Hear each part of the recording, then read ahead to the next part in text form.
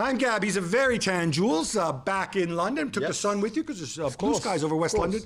Thanks for being with us. We have a packed show today, Jules. As you know, World Cup qualifying, Arteta and Conte, World Cup every 2 years. Frank Ribery's new team, plenty to talk about. But there's one place to start. Brazil versus Argentina. This is a qualifying game for the World Cup. Game kicks off after 5-6 minutes. It gets abandoned. Guys in suits come onto the pitch. Cops come onto the pitch. Game called off. Now, Gustavo Hofman was there. He's with ESPN. He's going to fill us in more details. But in case you don't know the backstory to this, it has to do with COVID, unsurprisingly. So basically, Brazil also has a list, a so-called red list of countries, where if you come into the country, you have to quarantine from 10 days if you come in the country, and if you've been in one of those countries for the previous 14 days. On that red list, along with the likes of India and South Africa, is the United Kingdom. That rule, by the way, doesn't apply to Brazilian nationals because, of course, as we know, viruses check passports before they infect people. Anyway, Argentina came to play. Now, Argentina has 4 players who were in the Premier League: Emiliano Buendia, Emiliano Martinez, Romero, and Lo Celso from Spurs, the first 2 for Villa. When they came into the country, they, or most likely a servant for the Argentine FA, filled in a form for them and didn't mention that they had been in the United Kingdom in the previous 10 days. As Brazilian media put it, they lied. I don't quite think it was a lie because everybody knew, right? They're Premier League players. People saw them. People know who they are, right? As a result of this, the Brazilian Sanitary Surveillance Authority decided that they needed to get to them, to either deport them or to quarantine them. There is some dispute about when they found out, how early. Gustavo's going to have more information for us. It was as early as Saturday. Long story short, they couldn't get to them. They could only get to them once they were in the stadium, so they say, and after the game had kicked off, they came onto the pitch. Now, Argentina say, hang on a minute, we have a COVID protocol that was agreed for the Copa America, agreed among Mercosur nations. These guys aren't normal travelers. There was an exemption for them. They were traveling in a bubble. They were tested every day. We thought that applied to this situation. Early reports suggest that CONMEBOL backed them, as well as the Brazilian FA. But evidently, the Brazilian health authorities thought different. Gustavo, you know far more than I do. Is that a fair assessment, more or less, of what happened? Yes, no, it's fine. It's fine. It's very good. Hello, everyone. It's a pleasure to be here. Well, it was a shame. It was a shame for everybody who was in the stadium, for everybody who was watching the match on the world, because it was that's a Brazil and Argentina match, one of the major classics in the football or soccer. I don't know. you decide.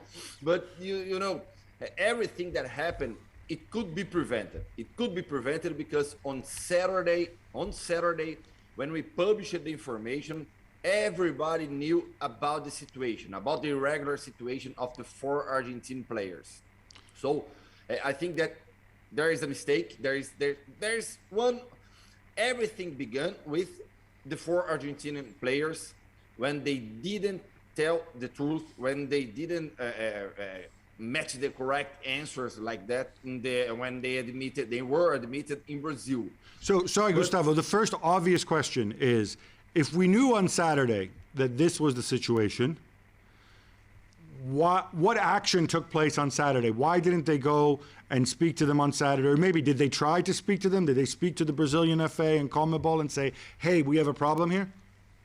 Political decisions, because I was in the Argentina's hotel when everything began on Saturday afternoon, because I was in the hotel, in the reception of the hotel, when the authorities, the health authorities from Brazil arrived, and they started the meeting with AFA, with CBF, and with CONMEBOL. And the meeting lasted more than 4 hours. And when they left the meeting, nobody wanted to talk, but we had the information that there was an agreement between everybody to let the players play. But on Sunday, around 12:40 p.m., a little bit more than 3 hours to the match, Anvisa, the sanitary surveillance authorities from Brazil, they published an info telling that, affirming that the 4 players were irregular here in Brazil and that they couldn't make any activity in Brazilian territory. So on Saturday night, everybody knew. They tried to solve it with an agreement.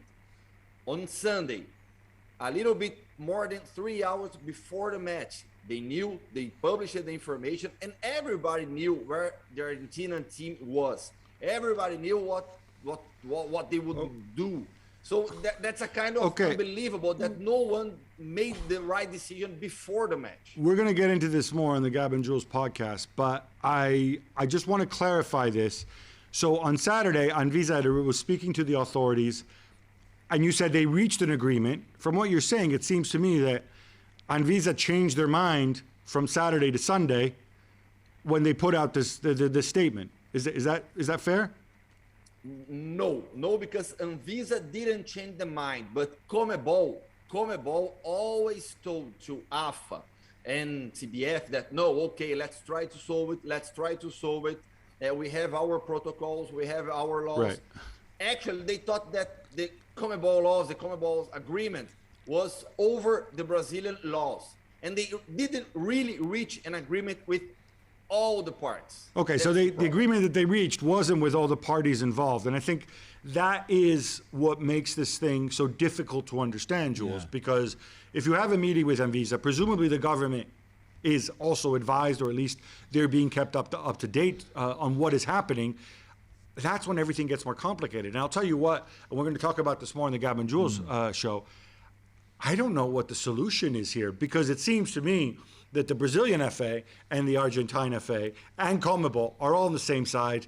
Guess it's going to be Uncle FIFA who's going to have to fix this. Thanks so much for watching ESPN on YouTube. And for more sports highlights and analysis, be sure to download the ESPN app. And for premium content and live streaming, subscribe to ESPN Plus.